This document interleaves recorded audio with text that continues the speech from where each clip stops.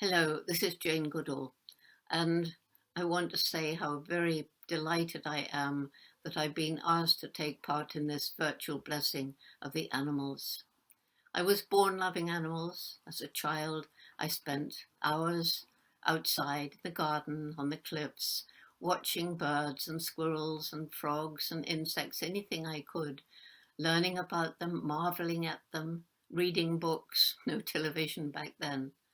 And it shocks me that people can be cruel to animals. Of course, we're cruel to each other too. Right now, we're in the midst of a pandemic.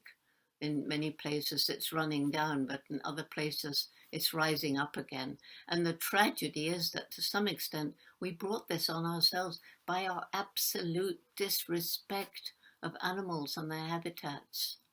We destroy an environment, and this sometimes pushes some animals in closer contact with people. And this provides an opportunity for a pathogen like a virus or a bacteria to jump over from one animal to one person where it may create a new disease.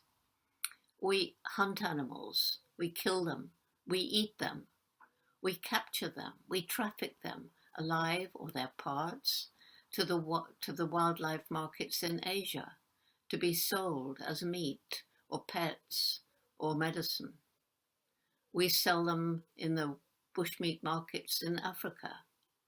And there's our intensive factory farms.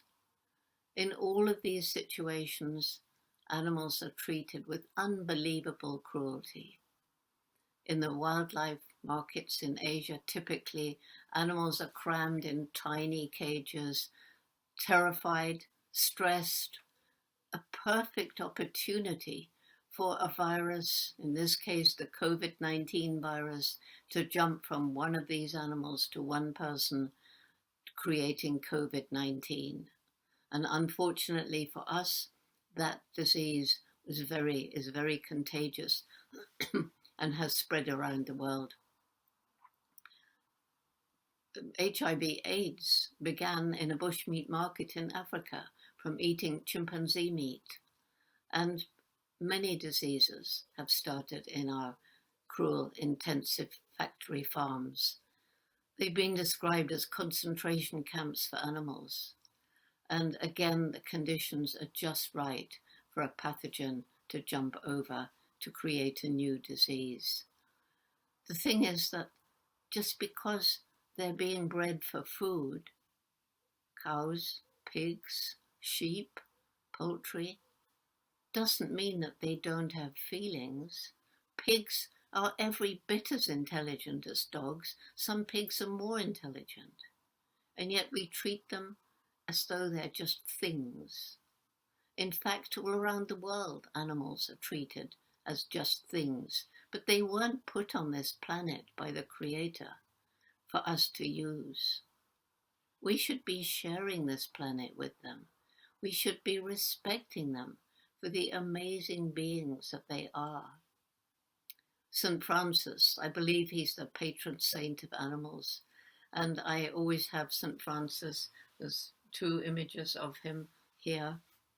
And there's an image too of the very special dog I had as a child.